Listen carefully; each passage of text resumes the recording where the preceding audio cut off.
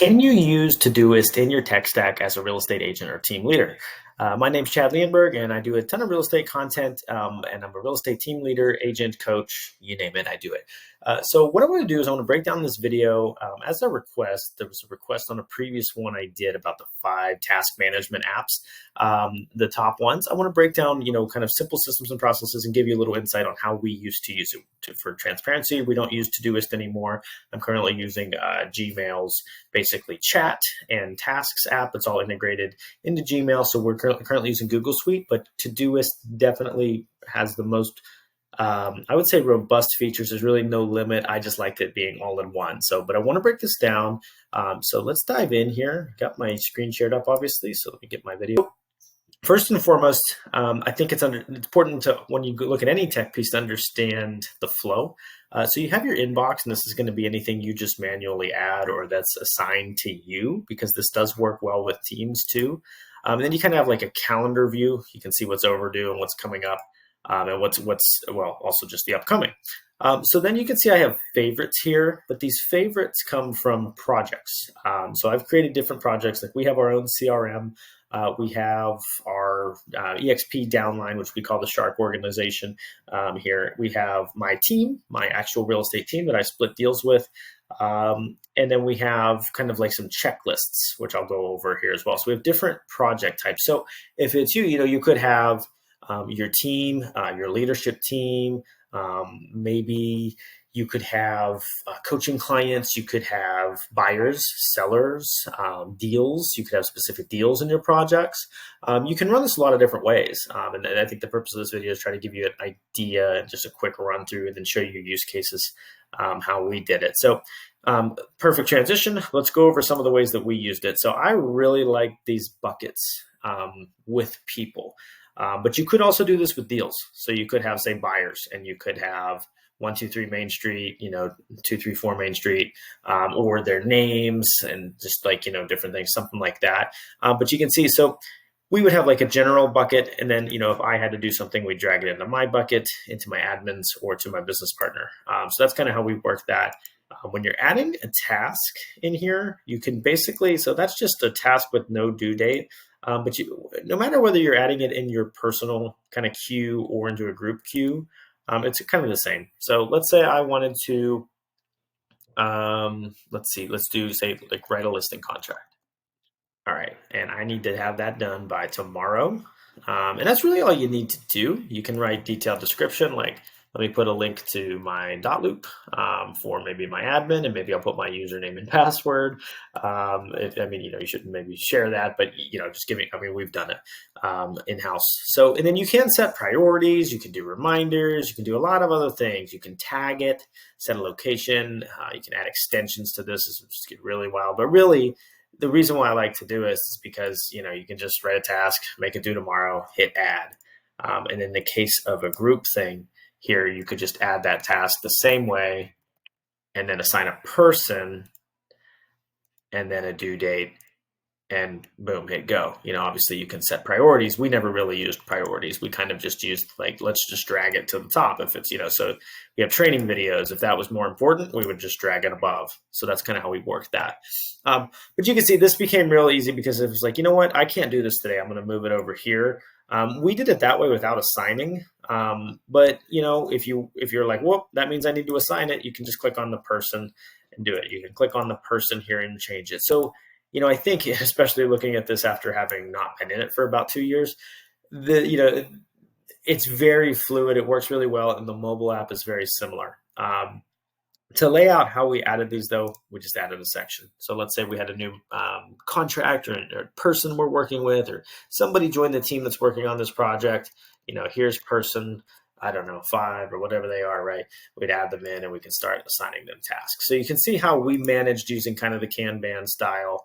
And we did this in a lot of things. These are all old tasks at this point, but you can see the due dates. One other important thing to note, because not a lot of task apps do this, and this is one thing I struggle with on Google, is you can make recurring tasks. So you can see every time one of our agents would cap in our downline at EXP, we would celebrate them. So we had a recurring task every Thursday, as you can see here, to post, agent capped. So, and then what I wanted, so there's a couple different ways to make a project. So I'll do that real quick before I go into what these are down here. We use the board, which is like Kanban style, but you can just do them in a task list if you like, just a linear task list, just 1, 2, 3, 4, kind of just like a checklist. Or you can do it in calendar view too, if it's maybe like you want to see it in calendar view for a deal. Although personally, I think for deals, we've liked Folio the best. Just an honorable mention for Folio. It's been amazing. We've used it ever since I really started in the business in 2014. Shoot me a message if you want any info on that. But so to make a new project, let's just say let's say we have a new listing coming on. I'm going to call it 123 Main Street. And whoops, I did not want to do that as a calendar, although you can see what that looks like there. All right, let's try this again. Oh, and that's actually while we're on this, they have templates now. They did not have that when I used this. So that is a tunnel that I could go down for a while. But anyway, let's just say we're going to add a new listing, and I want it as a task list. I don't like my board. I don't like that, so we just want to do, like inspections due. And we want to do switch utilities, right? Another quick tip, like if you had dates on these, you could just screenshot that and send a screenshot update to your client. Nice, simple, easy way to have maybe like a little checklist of things to do and keep them updated of that. It's not automated or anything like that, like a lot of what we do with Folio, but it definitely could get the job done. So you can see how you could create that there. You can move these, you can, re-edit the due dates, and you can see the due dates there, all that good stuff. Now that you've seen that, we had little checklists. So if we were onboarding an agent into our downline, if we were building out a funnel, lots of different checklists. What we would do with this is if we got a new agent or if you got a new deal, right, a new contract, we would actually just duplicate this list. So see, now I have copy of EXP onboarding checklist, and I would just name it the name of the agent, or it could be the name of the listing or the buyer or the seller or whatever it is. But let's say we're onboarding Susie here. And now we had a checklist for Susie where we could just go down through. So that's one way that this could work to kind of maybe if you had a default listing checklist or something like that. Just some honorable features. You can come in and you can filter. You can create filters for certain hashtags, for due by a certain date, all kinds of stuff. You can search throughout all your tasks. Maybe I want to find anything where I mentioned Jason. I can hit enter. You can see the comments, which clearly, there we go. Yeah, so see, we had a couple tasks for Jason, who was an agent that we've worked with. So now I can see all the tasks that we've done, and you could even search comments in there as well. Which is one thing I did not bring up. Whenever you do have a team in here, you can all comment.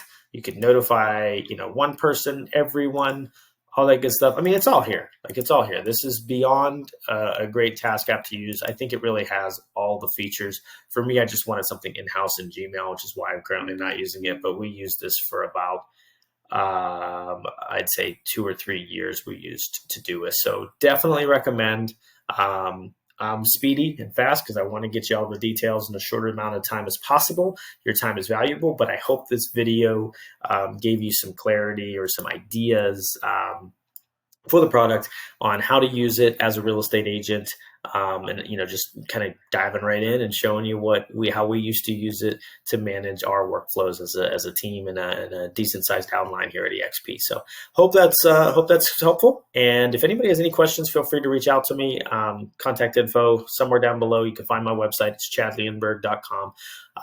And if anybody like a quick strategy call for me to help break your case down, I'm happy to offer that up and jump on with you. So please reach out. Thanks for tuning in, and see you at the top.